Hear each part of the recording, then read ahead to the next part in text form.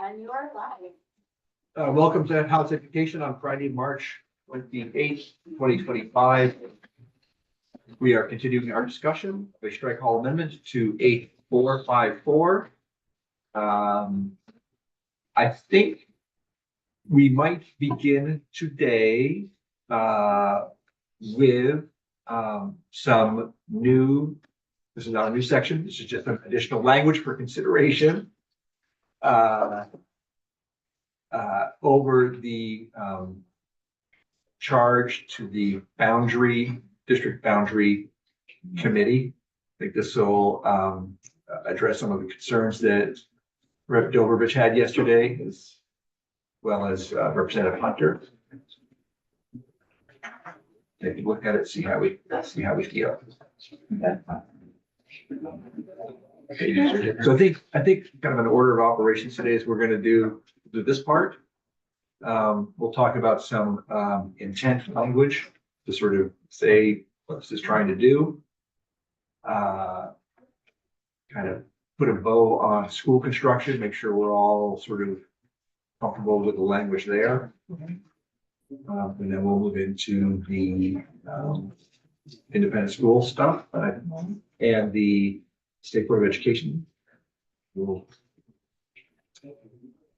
what we can. Representative Taylor will continue to monitor what's going on the floor, keep us posted. Andy will. Right. Yes. All right. So Beth, could you take us to the proposed new language for the District Boundary Commission? Oh, I didn't. That's St. James Office of Legislative Counsel. There is no new language in this Okay. draft. All right. Then, I didn't know I was supposed to add it. okay. We will not do that first. Would you like me to add the language that I'm thinking of? Yes. Okay. She has it. Yeah, it is. Not that, but Not this, but this. yes. Yes. Yes. Okay, then, why don't we talk about the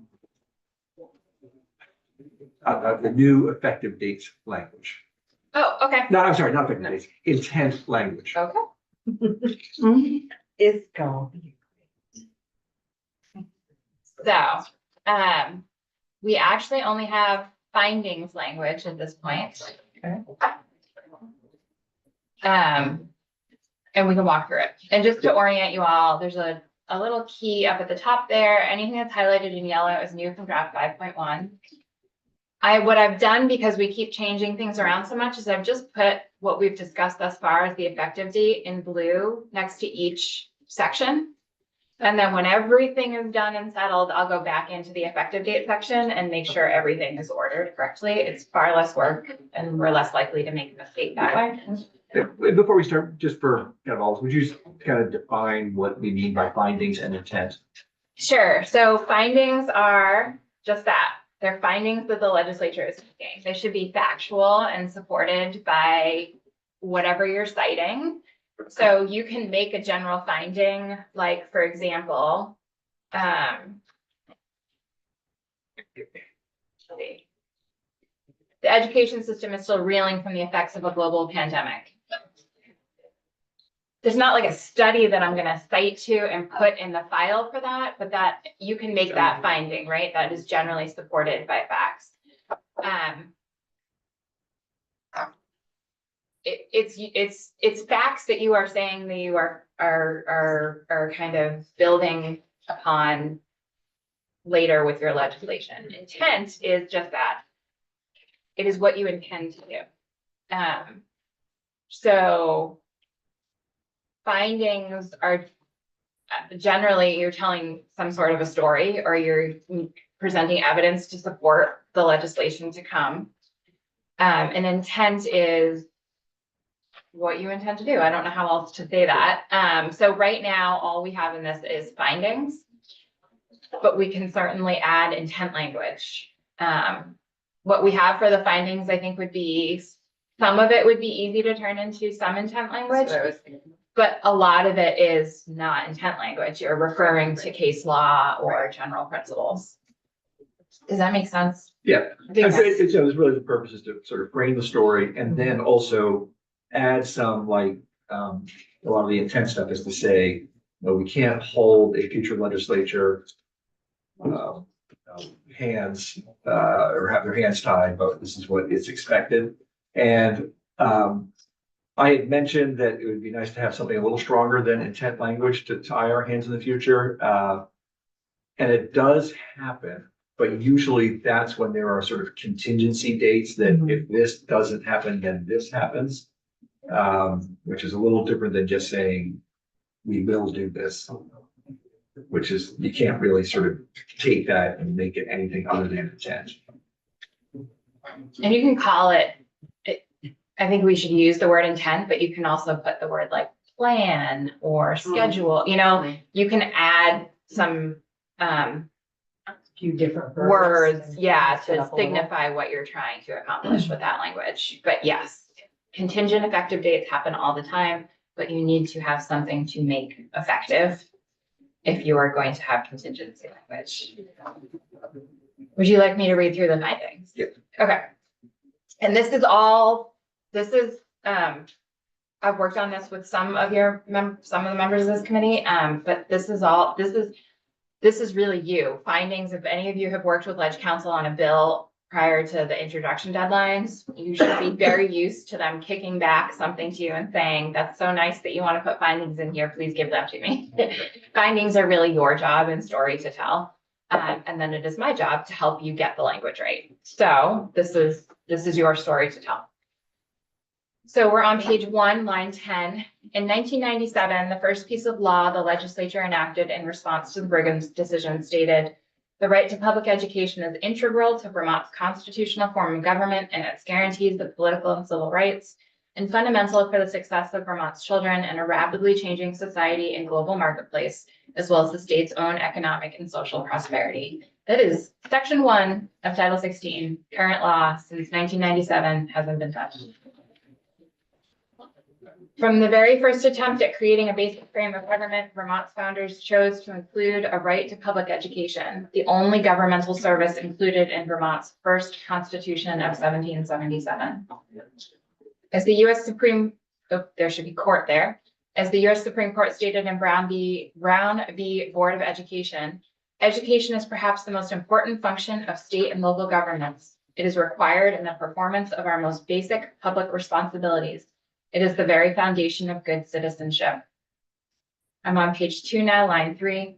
The most enduring legacy of Brigham v. State is the state's responsibility to ensure substantially equal educational opportunities for all Vermont students. The education system is still reeling from the effects of a global pandemic, yet the same challenges that have faced Vermont's education system remain. 30 to 40 years ago, Vermont educated approximately 110,000 students each year. Today, there are approximately 84,000 students in the public education system. Many schools have lost a significant number of students, and with them, the ability to offer robust services and programs at every school. So since that's kind of directly quoting me, in fact, I have used that very cautiously. I think it is safe to say more than 110,000. Instead of approximately, Yeah. more than. I thought we were supposed to be on that one. Oh, That's right. what a nice round number, 100,000. Specific number on it. Well, I mean, to me, it's about telling the story that Right. we need to reckon with declining enrollment, and it's been significant. Yeah, I think that's well. Okay. Anything else there you wanna, okay. Vermont's youth need to be prepared for a rapidly evolving future. Vermont's children have faced an extraordinary amount of change over the last few years. And it's work to ensure that each student is provided substantially equal educational opportunities that will prepare them to thrive in a 21st century world. The legislature must work with intention and ensure that each incremental change it makes provides strength and support to its only constitutionally required government service. I think that should be governmental. Do you pause there and wonder if that might become an intent, just sort of, talking sort of about what the General Assembly is trying to do. Okay, the intent of the General Assembly. I'll ask a question, just so I'm not sure. Yeah. Is it still the only constitutionally required government service in our constitution? Because it was the only one in the original, nothing else has been added. I don't right? believe so. Okay, So if I we didn't think so move it either. from, I'm not sure findings about to that. intent, which I actually think it's a good idea, then we change must to will work for intention to ensure that each change. Well, you would say that it is the intent of the General Assembly to work with. intention. and- Probably not intention would be. Yeah. redundant, right, to work with. Then Different word. let's think of a synonym, educators. Thesaurus. Probably, For which word? I'm just. Intent. Well, and we're, I think it's fine in the intent section to use the word intention. But not in the same sentence, intend to. Intend, right. It is the goal, it is the. Goal. Got it. So we're on page 2, line 14. Do you want a wordsmith in real time? No, Okay, sorry. I've made a note that we're gonna turn 7 into some All right, intent language. great. Thank Okay. you. And wordsmithing in real time is great and fine. I just. And again, we're sort of making quick decisions here. If people want to say, I don't agree with that, please jump in. The Vermont's children piece is not, I would not say that that's an intent Right. section. So if you like that, we would add it somewhere else. But if you're happy with it disappearing, that's great too. 8, Vermonters deserve an exceptional education system that is stable, predictable, and where a student's home address does not dictate the quality of education they receive. School district size and boundaries, school size and class size are all influential factors in shaping the quality of instruction and overall student outcomes. The effectiveness of our schools depends on teacher quality, resource availability, and the unique strengths of local communities. Change in our educational system is needed. Systems are made of people, so change must come carefully and thoughtfully with meaningful engagement by all Vermonters.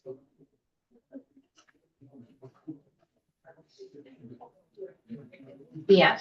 Thank you. The end. We all live happily ever after. Yes, right.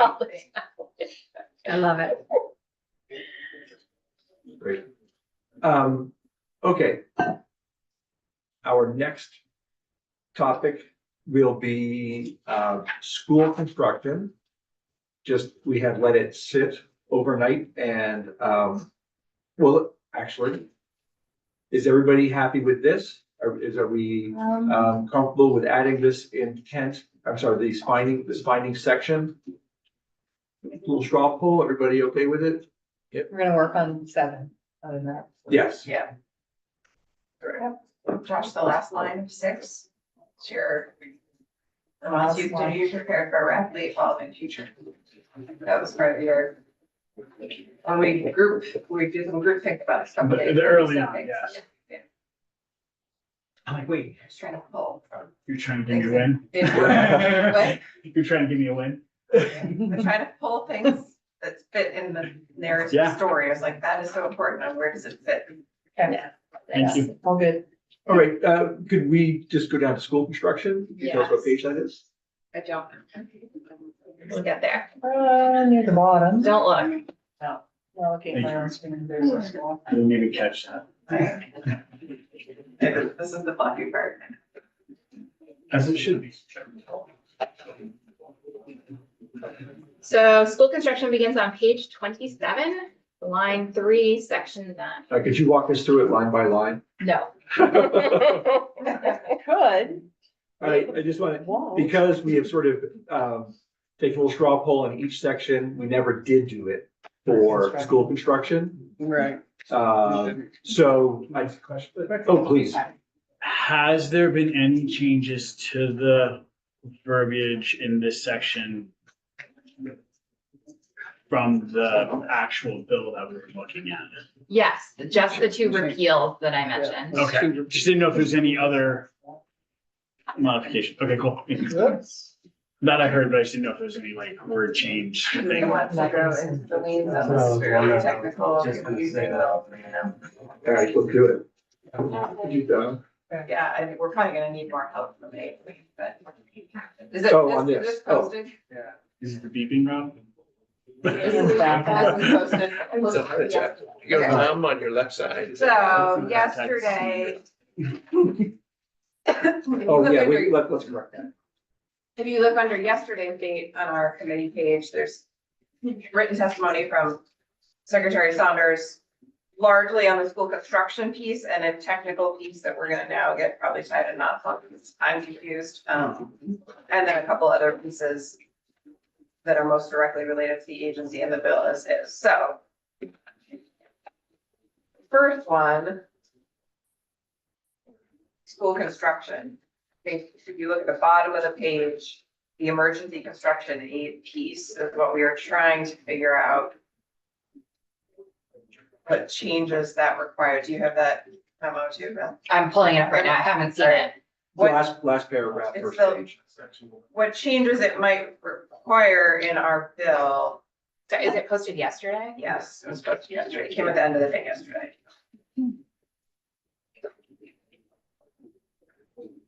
Was there a testimony on this or just? Just- Okay. Just This the was written testimony. Okay, testimony. the So- last page, or I'm Last sorry, the paragraph. last paragraph on the first page? Yeah.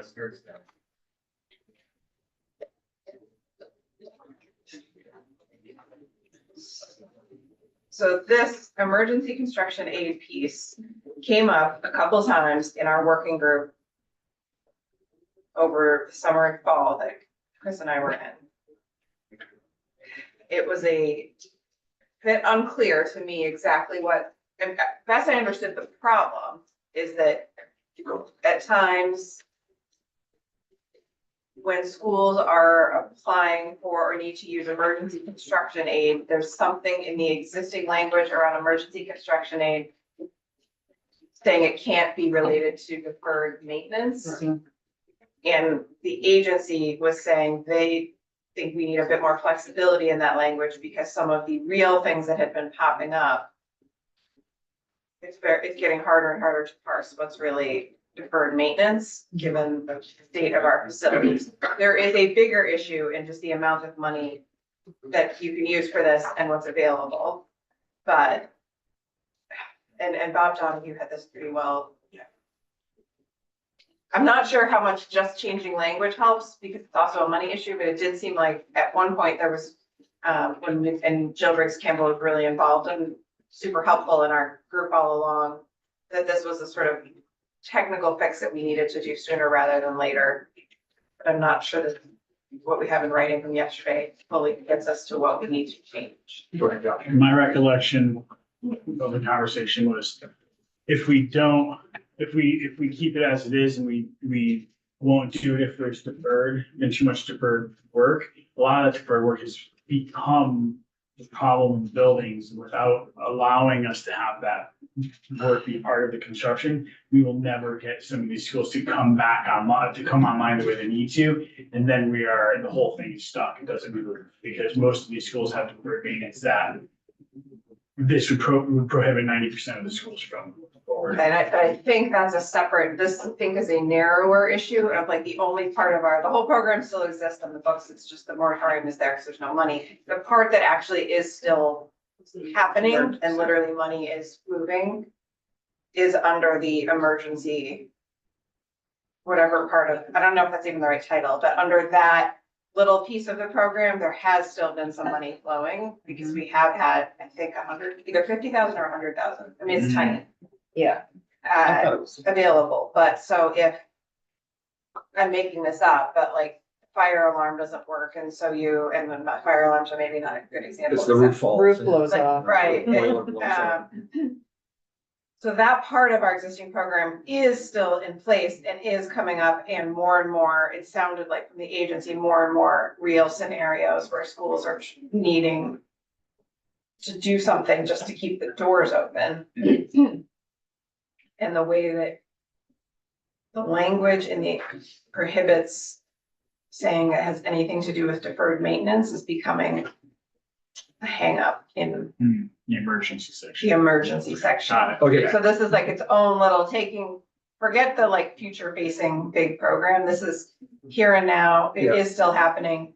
So it looks like the main reference to emergency aid is on page 40, line 9.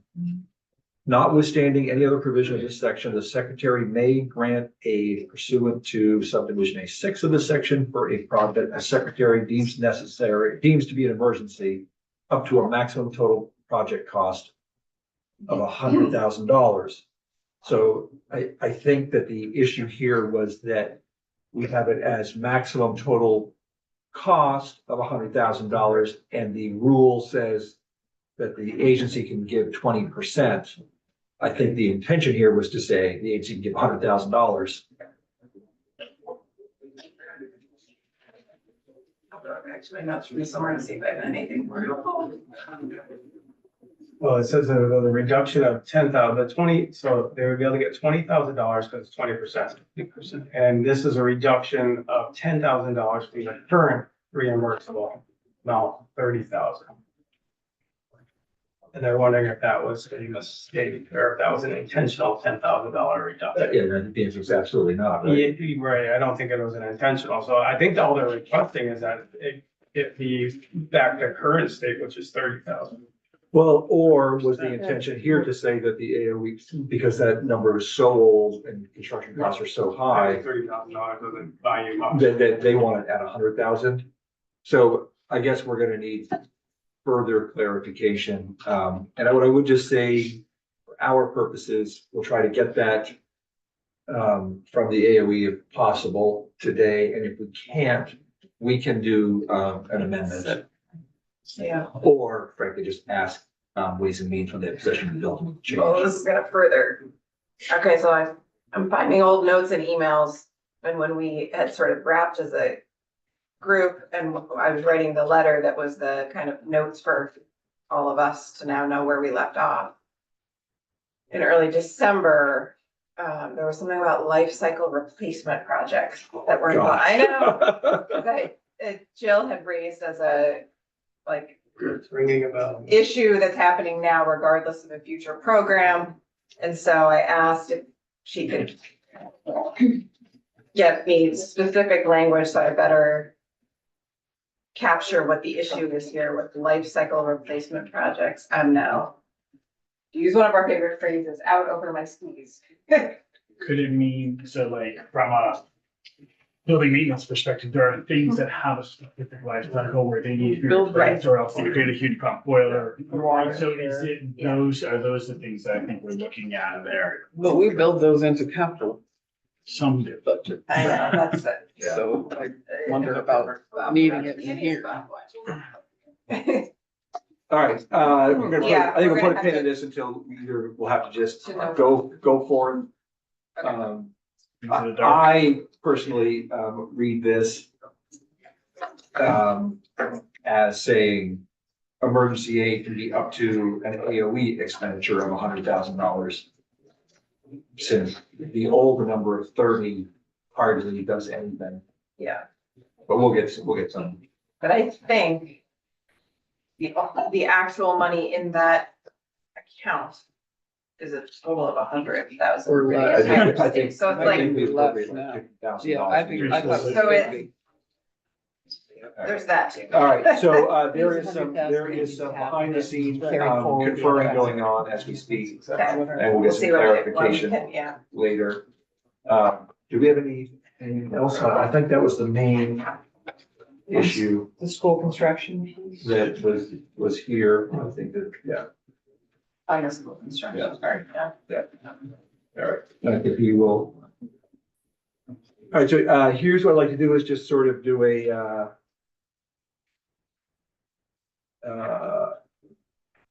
so it looks like 218 is gonna be a roll call. Mm. What is 218? Is that the date? Oh, okay. Which one is it? It's the same one we. I got my calendar right here. 218 is, it's the opioid. Or opiate. It's the, I think it's the money for the safe injection site. But they're role playing a whole bill instead of just. Well, So do we need to go down there for that? We'll just watch for the lights. Okay. But I will just say my plan here would be to just say, hey, all in favor of school construction. And then I think maybe we'll take a break, go to the floor, Yeah. give Beth a chance to update some language for us to consider when we come back and say, let's be back, depending on the roll call, by 10:30. Okay. Yes. All of the draft language from the changes that we made yesterday evening are available to the public, right? They can see Anything them that's on our website is Everything's if absolutely. they want. So I guess my question is, are those draft changes uploaded to the website from last evening? Because I'm Yeah. sensing that there's some misinformation going on of people who are. It takes a while. Refresh. Okay. Yeah. All right. Look at It takes yesterday. takes a little time. People are just now emailing. Okay, all right, thank you. And we can't really control these. No, I know. I just wanted him to know if it was because they weren't reading it or because But it's it unavailable. might not It's have available. posted on our website till this morning. Okay, right? So like, it right, didn't okay. post when, it wasn't on there when I got in here, so. Rob, There's a delay. Janice, what's that? she have Janice, like, She's gonna work on it, well, we're while going. we're on the phone, yeah, but Okay, are we voting before we go to the floor about? the whole bill right now. Okay, let's do it. The school construction piece. we're Yeah, gonna just straw poll, pending correction or modification to this area based on the written testimony of the AOE. Everybody comfortable with the, school construction portion of it? All right, anybody got a cool $25 million per year we could? Bill. 25 million, you think? Wait, we just had a We're gonna unanimous. need- drop? per year. We're gonna need more. We're gonna need a lot more than that to begin. Donating. All right, let's be back at 10:30, depending on the roll call.